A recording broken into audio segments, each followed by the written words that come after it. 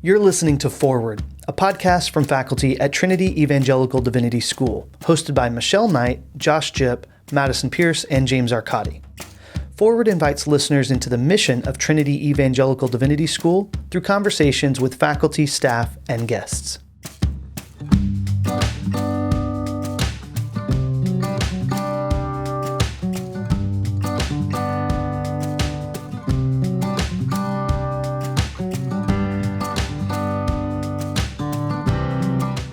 Welcome to Foreword, a TEDS faculty podcast. I'm James Arcadi. I'm Michelle Knight. And I'm Josh Jipp.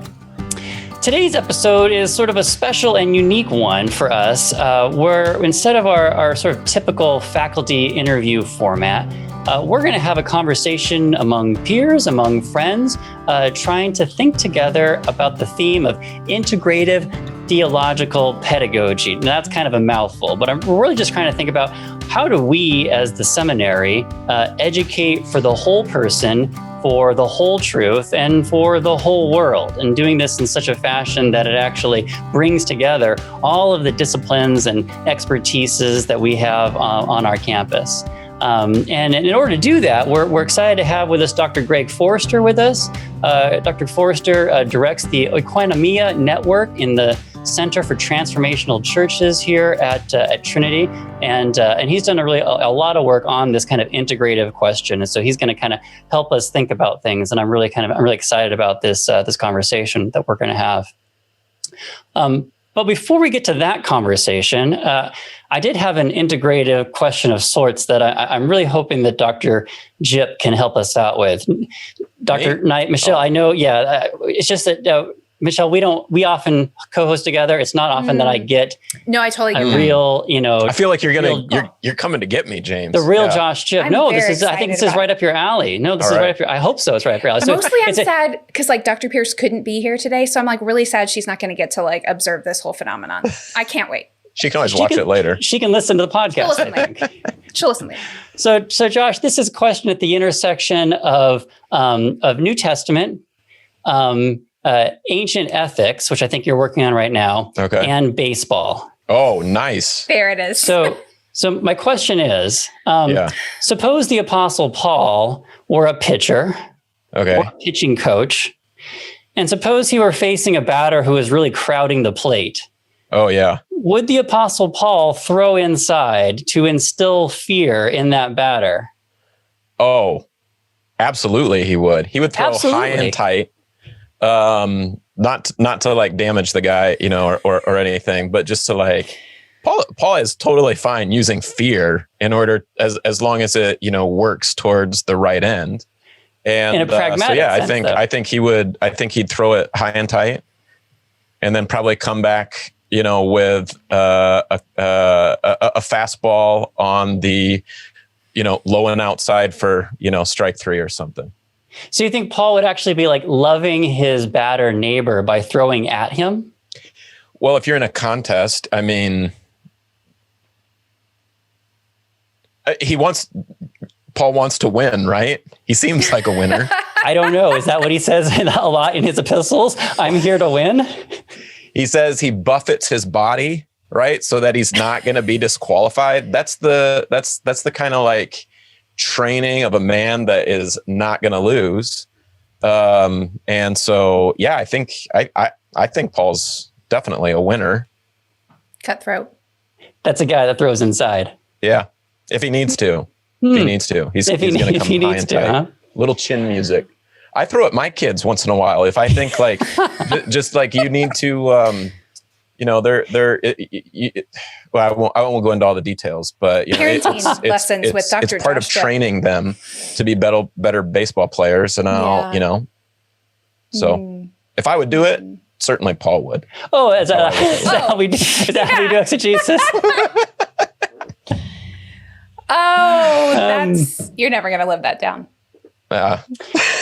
We'll see. We'll see how much Paul actually creates a hospitable environment for the batters in the batter's box. Maybe he's not. Okay. Paul is a chameleon. He can do different things at different times, depending upon the situation, as long as it's to the glory of the gospel of Jesus Christ. And in one instance, it might be high and tight. In another instance, it might be turning strangers into friends and family. Just depends on the situation. Wow. Would you agree, Michelle? Hospitality. I'm glad we got that back in there. Full circle. Full circle. I don't know. We'll see. It's an interesting point. We'll see if in the afterlife there is a heavenly baseball team, what the Apostle Paul would actually do. Right? Let's just all make sure we persevere to the end so we can find out. Can't wait. Amen. Well, we may not have this ethical dilemma come up in our conversation, but we'll have some conversation regarding our integrative theological pedagogy, and we're really excited for you to listen along with us.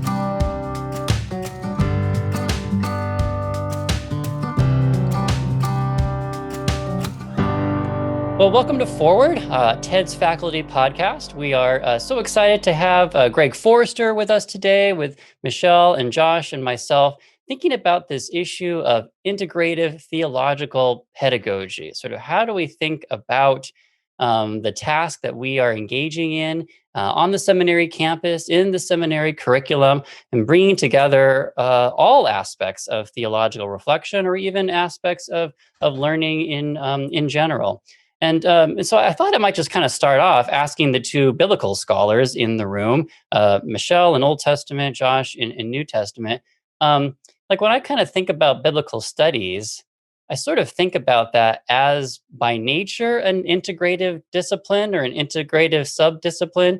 Do you think about it that way? Do you think about your relationship to biblical studies as akin to a historian or a literary theorist or a theologian or a philosopher? Or sort of how do you think about the task of biblical studies as an integrative enterprise? Maybe Michelle, just since you're Old Testament, we ought to start with you, right? Yeah, I'll take that.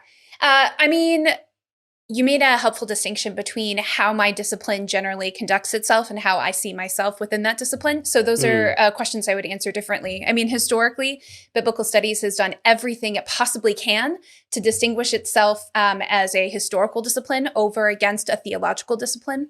And so what ends up being interesting in biblical studies, whereas there are a lot of places where we'd say, well, theology and biblical studies are very close.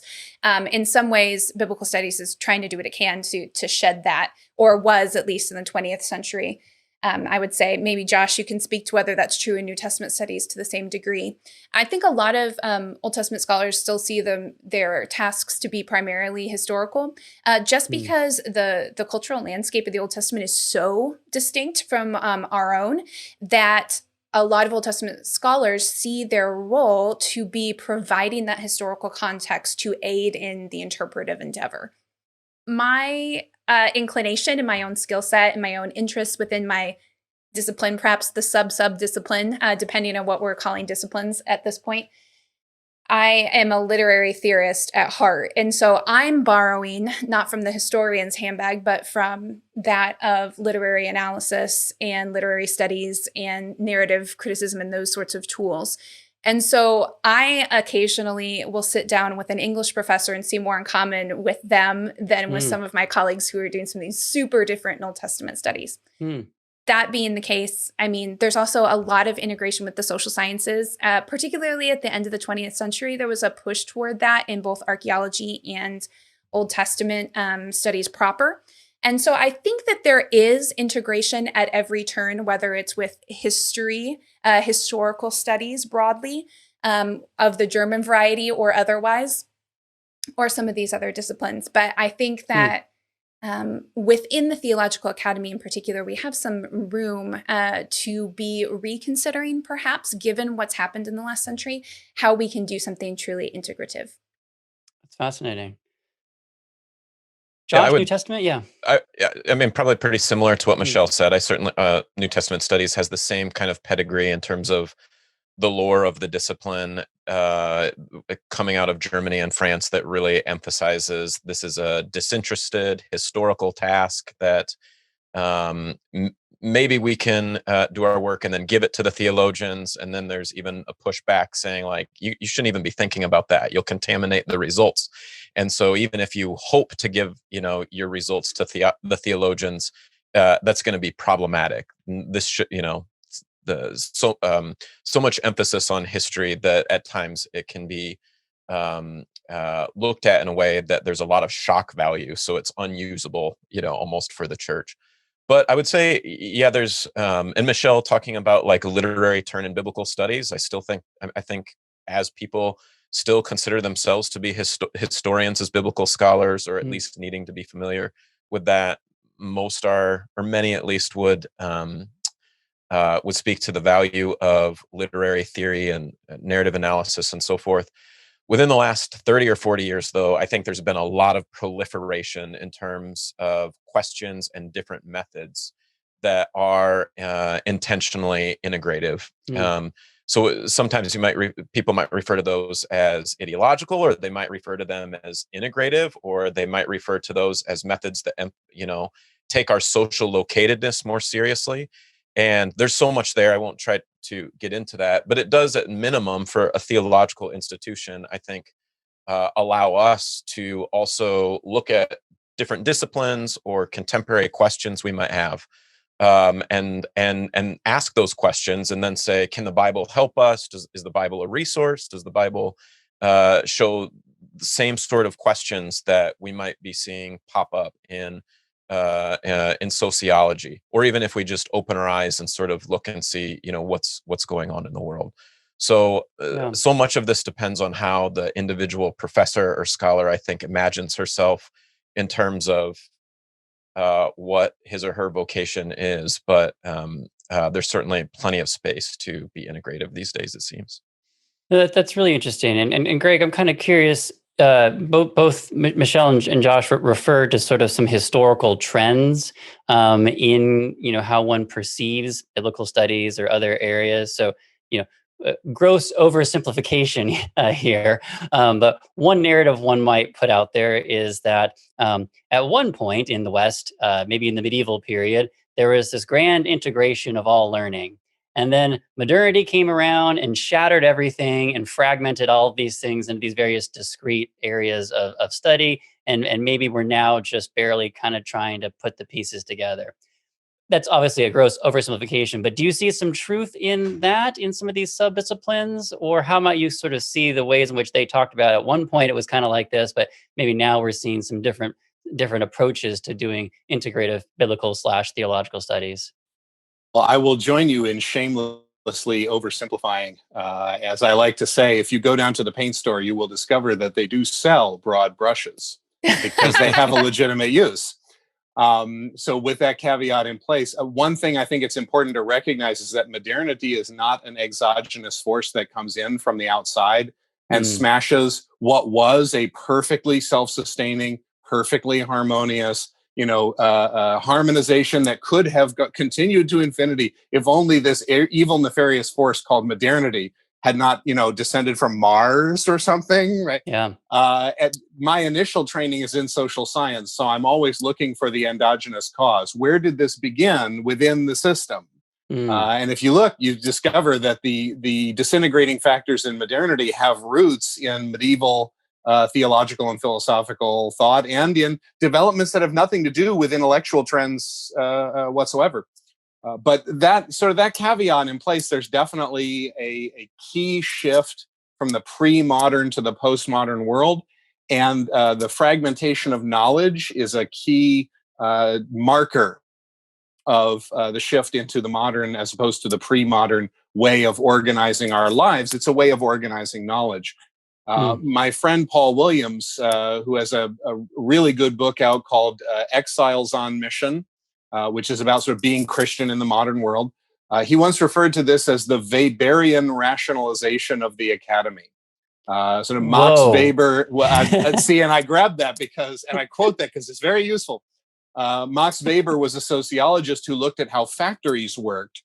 And he talked about how the division of labor on a factory line changes the nature of the work and changes the way it affects people. And in the long run, changes social organization as a whole. Now, Max Weber got a lot of particular things wrong, and I'm not here saying Max Weber got everything right, but thinking about how the division of labor affects our ability to see synoptically when we've been kind of siloed is really helpful. And the 18th and especially 19th century changes in the academy that emphasize a sort of divide and conquer, division of labor. Each discipline gets to do its own thing.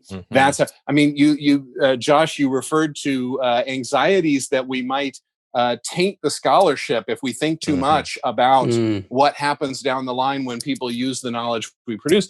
That's the Weberian rationalization, right? Yeah. Stick on the assembly line. I mean, just think of it in, stick to your position on the assembly line. And if you start to meddle with somebody else's position, in the line will be disrupted, and you can't have that, right? You've got to do your thing and stick to it.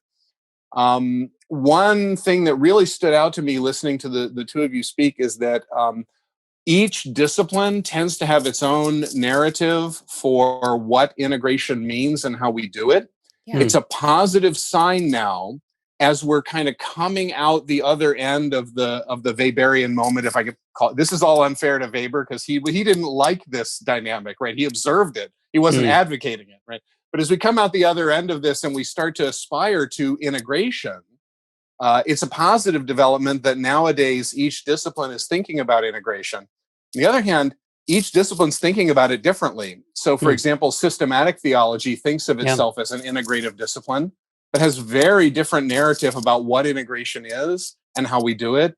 And there's some touch points to the literary theory that you were mentioning if we talk about hermeneutic theology as distinct from analytic theology. But the whole question of how you hold hermeneutics and analytics together is itself a perplexing problem for systematic theology. Yeah. So we're thinking about it sort of in systematic theology using different language. And Josh, you referred to the lore of the discipline, right? We've got our own lore of the. So on the one hand, I'm encouraged that everybody, many people are now concerned about integration. On the other hand, we talk about integration in different language, and we have different narratives and different conceptual tools for doing it. So it just kind of reminds you of what a long path we still have to go. Yeah. Well, I'm kind of curious about that point you bring up there, Greg, and not to indict the seminary or anything. Like our point here is to kind of just think critically about what we're doing.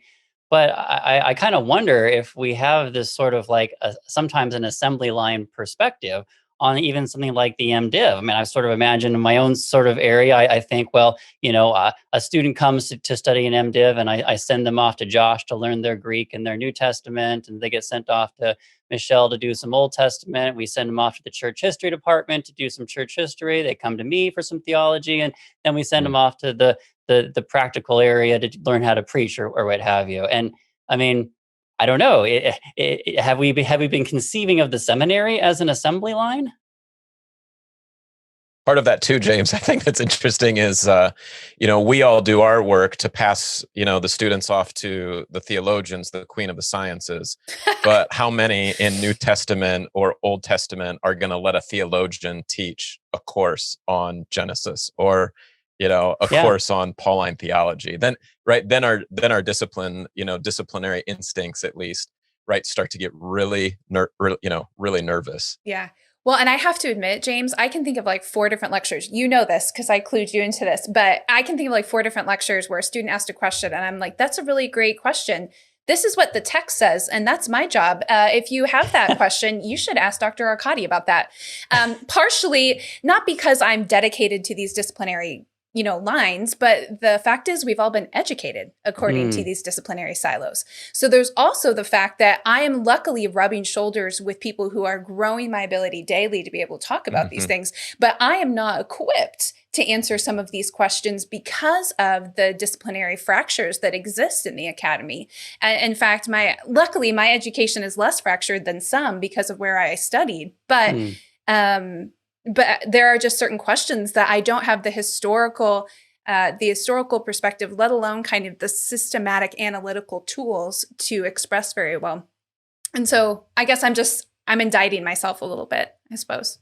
Well, and, to deepen the bill of indictment before I say a few nice words about the seminary, even the process of writing a PhD emphasizes hyper-specialization, right? Yeah. Your professional qualification to enter academic work is the narrowest possible, it really hammers you to specialize in something extremely narrow.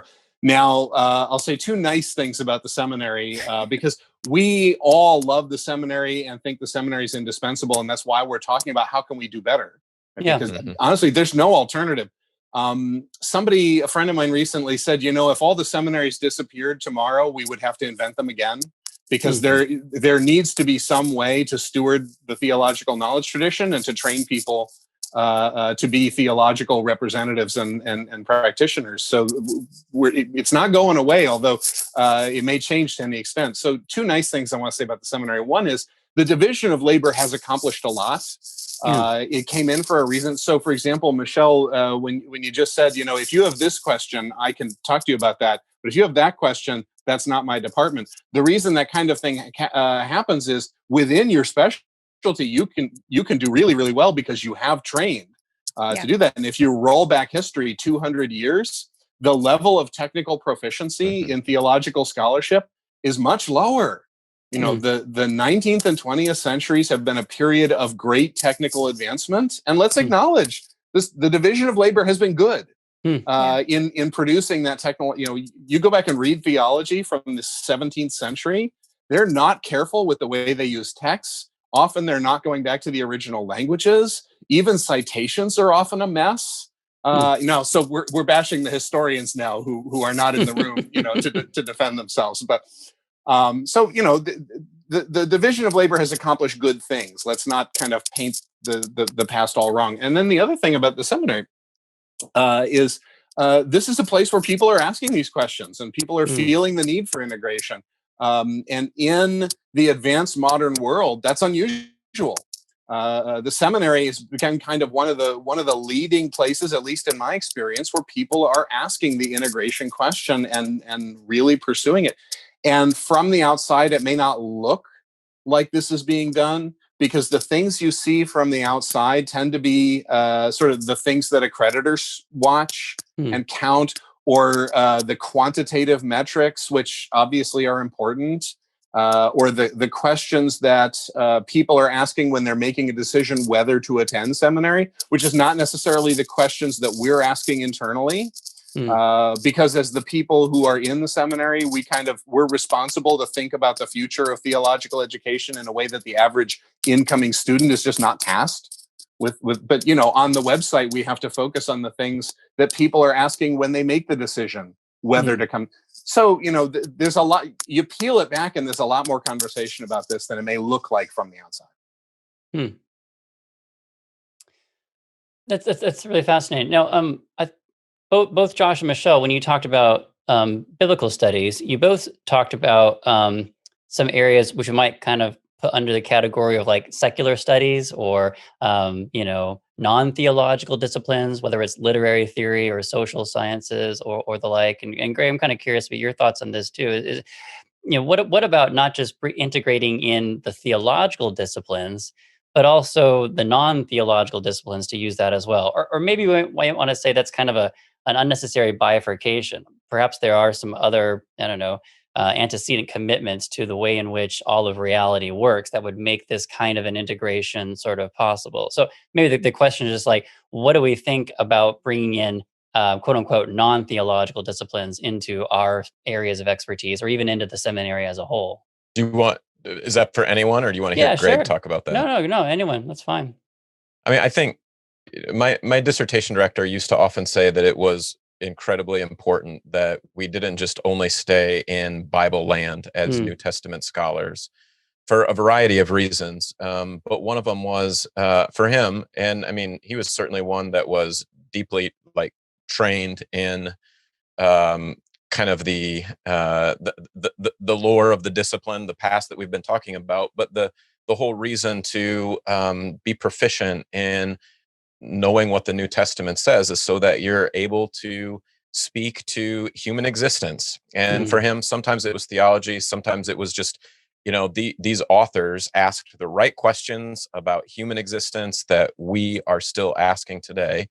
And so, at least for me, it's, I know I'll never be a sociologist. I'll never be a political scientist or whatever it may be. But at minimum, it felt to me as though these disciplines often are asking questions and then giving us answers or at least sensibilities for how to think about the world we live in that can shape the way, not necessarily the way that we read the text, but you can actually see new things in the text, or you can put the text in conversation with the world that we're living in. So, so for me, there's again, knowing I'll never be, trained in that discipline as much as I can. I feel it makes my biblical scholarship better when I'm able to draw and learn from some of the best of the insights of other disciplines.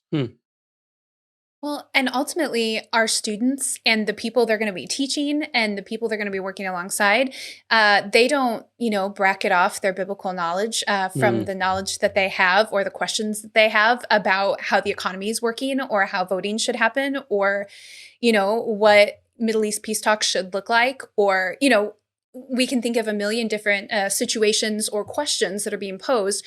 They don't bracket off that knowledge in application. And so I would prefer if we at our best, when we're writing and when we're teaching and we're discussing these things, are in conversation with others who are thinking deeply in those subject areas, we have a better chance of modeling for students, for people that come to our churches, for whomever is discussing these, how to connect their Christian view of the world, what the Bible has said about existence, to these concrete problems. And so the more integrative our work is, the more likely we are to be able to give people some methodological help in bringing all of these things together, which is ultimately what people do every day, all day.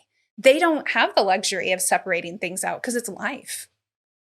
I totally agree with Michelle. I also think it is hard for, there are certain challenges for us as faculty, going back to, some of what Greg was saying earlier as well, in terms of, I think the long-term telos of this like for us to do that, there's also a level of like, rewarded, and I know this is silly, right? Needs to include scare quotes, but like rewarding integrative work as opposed to just rewarding there's an expectation more and more specialized work that you are going to the professions are structured rooted in your the academic discipline. disciplines are You're going structured to know the history, so the professional rewards go to specialization. At the same you're time, going we to are know the finite languages creatures, and so forth. and we can't do it all. And organizing then knowledge doing into this some sort of extra structure step, that while allows us to rich specialize and to some extent beneficial, and is to some probably extent, the whole necessary reason and we good. The old about medieval seminary, because we model care of the about sage God who and knew the world that everything He's created, really may not have been requires adequate when it extra was dominant, work. and probably you're not always necessarily rewarded can't for handle it. a world of the vast Stay in your complexity lane with as all the long as you knowledge want. available to us At now. most places, I think. And I wanted to mention two move quick up through the specific ranks, and you'll get rewarded examples for it just of fine, integration between the theological and non-theological disciplines to show that how it can be helpful. So one is a friend of mine named Steve McMullen, who is the head of something, he edits the journal of something called the Association of Christian Economists. And he collaborated with a colleague at his school, Hope College, in the religion department, Todd Steen. And Steve and Todd co-wrote a series of papers asking theological questions about the way the economics discipline does its work. And what's distinctive about this is it goes beyond sort of having theology set a value system or something like that, and it actually goes to methodological questions in the discipline.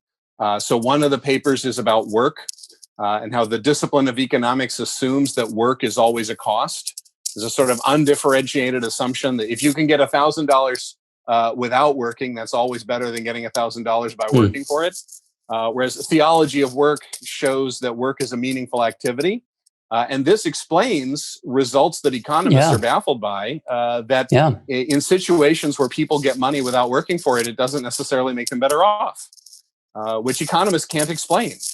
Because to have more money is an undifferentiated good, and to have to work for it is an undifferentiated evil. And yet people thrive better when they work and achieve. And theology of work can explain that. On the other hand, they wrote another paper on theology of leisure. The discipline of economics assumes leisure time is an undifferentiated good, and it doesn't care how you spend it. Right? For an economist, an extra hour of leisure is equally beneficial no matter what you do with it. Whereas from a theological perspective, we know some forms of leisure or entertainment or self-betterment are much more valuable than others, in the sight of the Lord. And so anyway, it went beyond sort of the traditional approach and actually critiqued methodology and sort of challenged economists with findings that are anomalous in their discipline. But then on the other side, a friend of mine who's a missiologist created a class in his seminary called Faith, Business, and Money. And in the 13 weeks that it met, he had 8 of the weeks set aside, and he asked 8 colleagues to come in and turned over the class for the entire meeting to each person.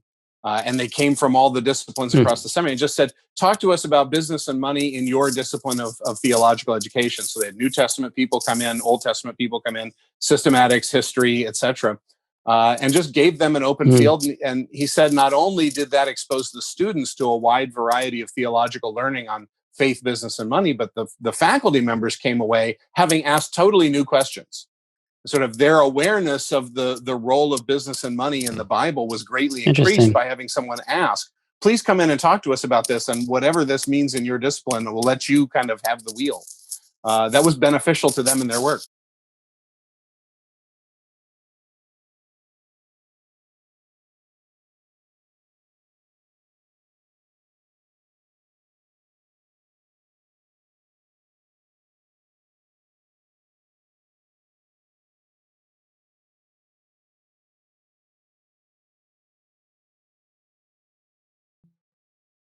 Right. No, that's to get beyond sort of the traditional approaches to interdisciplinary collaboration are limited. To get beyond those limitations, the person in discipline A needs to be improved in the practice of discipline A by their encounter with discipline B. So that it's not simply accumulating a smorgasbord of insights, but actually I, as a practitioner of A, am going to be improved in my doing of A by what I learn from the people in B. That's the goal.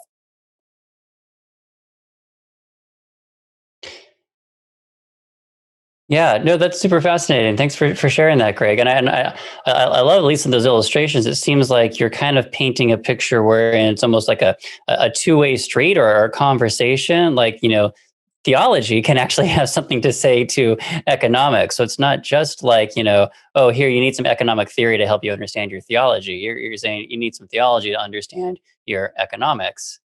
And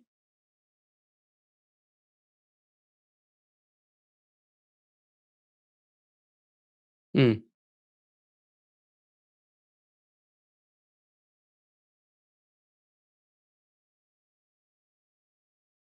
mm,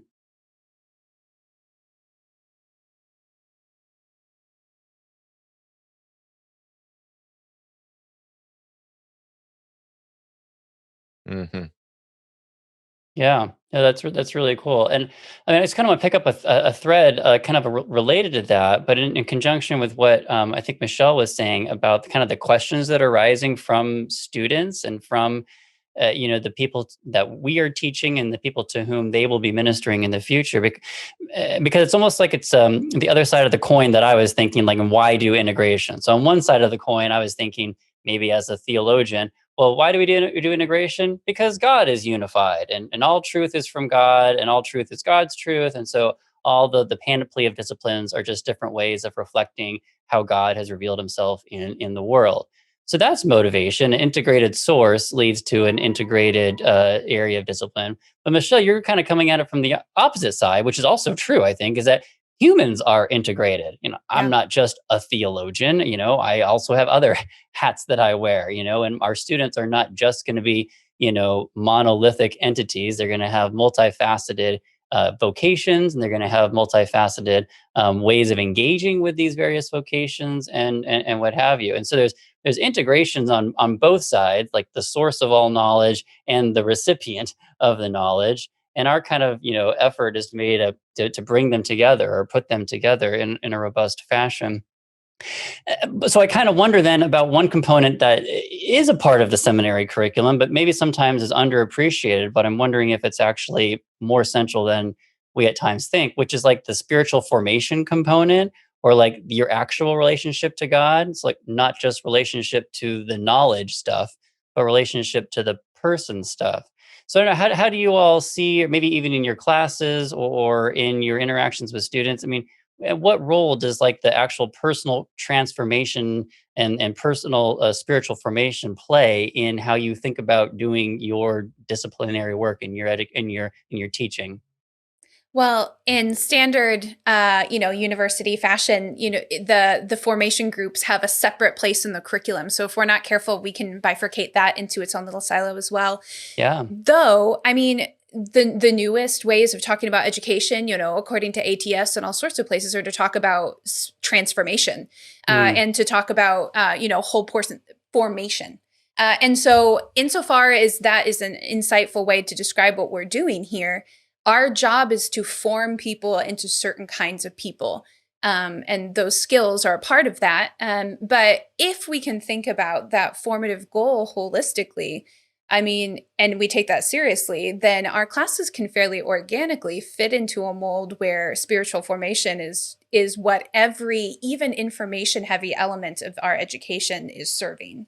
If we are kind of thinking about that really, I'm speaking very abstractly, but if we can prioritize that and concretize that, I think that's what we're doing up and down kind of everywhere. Yeah. I think, I agree with what Michelle's saying for sure. I think there can sometimes be people that like to imagine they're on complete opposite ends of the spectrum, where I want to deliver my content, and others are about, no, it's all about skills and virtues and transformation. And I think all of us, are speaking, especially Old Testament, New Testament, like we want people to learn and, yes, have content and grow in their ability to be able to say, this is what the text says. But at the same time, when you're teaching something like the Word of God, then to think that you could do it in a way that isn't about, trying to create space for a transformative encounter between the community and between God, as we're reading the text, I think would play too much into that old model of sort of like bifurcating, history and exegesis from theology. So in my classes, I certainly try to deliver a lot of content, but I also want them to be reading the text and asking questions about God and about their own lives and the world that we're living in part also to develop a sensibility of, this is how I read scripture all the time.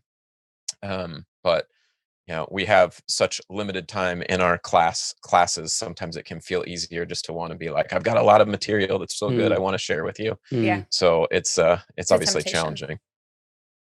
I think the history of spiritual formation in the seminary is really interesting. They're relatively new in its current form. In the 19th and 20th centuries, the movement was towards more and more academic model of what the seminary was. And that's partly because the formation task was assumed to have been done before you arrived at seminary. As one seminary professor said to me, we've inherited a curriculum that assumes that our students are disciples of Christ in a holistic way before they step onto campus.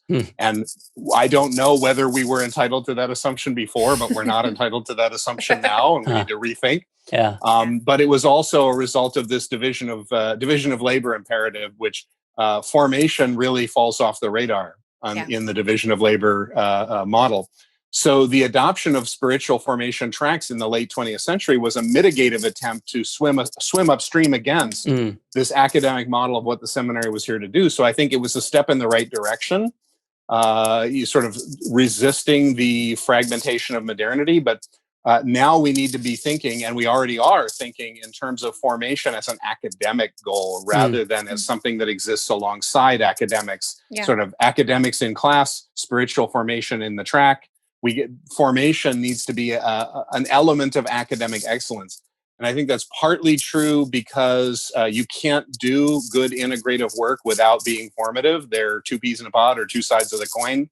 And so if we want, like you said, James, reality is integrated, and the ethical demands we live under demand integration. So that means formation. But it's also because in the advanced modern world, we're sending people out to an increasingly fragmented social situation. If we're not forming them to see coherence and meaning, and to have self-sustaining ways of holding on to coherence and meaning in a social environment that's tearing them in 1,000 directions at once, we're not doing our job preparing them for what they're going to face. So I'm encouraged. I mean, Michelle mentioned the new standards from the Association of Theological Schools that are coming. There's a big movement in theological education to own this mission. And so I'm looking forward to what the Lord has in the coming generation in our seminaries.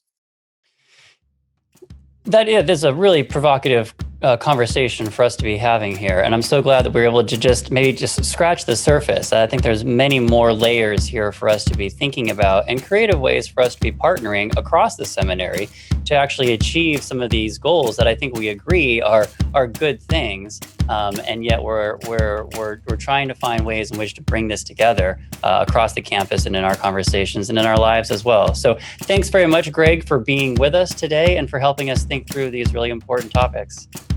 Thanks for having me. I was really had a blast. Thanks, Greg. And that's just the foreword. That was a really important and I think interesting conversation. It gave me a lot to think about and a lot that I'm going to continue thinking about. And I really look forward to having further conversations with you and Dr. Pierce and other of our colleagues from across campus and thinking about how we do this sort of integrative work that I think is so important to what we're doing here at TEDS. Really want to invite you listeners to partner along with us. Let's have the conversation together. Feel free to jump on to Twitter or Facebook. Let us know how you're thinking about integration, whether you're a student or you're faculty at TEDS or other institutions. How do you think about bringing together all of these various theological disciplines and non-theological disciplines into the work that you're doing in a seminary environment or whatever environment you find yourself? So I'm grateful to Greg Forster for being with us today of the Oikonomia Network, as well as which is part of the Center for Transformational Churches here at Trinity. Shout out to the CTC and especially Donald Guthrie and Taylor Worley. They've been supporters of the podcast since its launch, and we're really grateful for the ways they've supported us, as well as the ways they're doing this integrative work across our seminary and the network of seminaries they participate in as well. Also, shout out to our producer, Curtis Pierce, who makes us look and sound better than we do in real life, at least me. And thanks to my co-host for joining in this conversation today. I'm James Arcadi. And I'm Michelle Knight. And I'm Josh Jipp. Foreword is a podcast hosted by faculty at Trinity Evangelical Divinity School. You can subscribe to our newest episodes on your preferred podcast app or at forewordpodcast.com. Be sure to follow us on Twitter and Facebook at Foreword Podcast to get updates and additional links to content. Trinity Evangelical Divinity School is located 25 miles north of Chicago, with extension sites across the country and online. Trinity educates men and women to engage in God's redemptive work in the world by cultivating academic excellence, Christian faithfulness, and lifelong learning. You can find more information at teds.edu.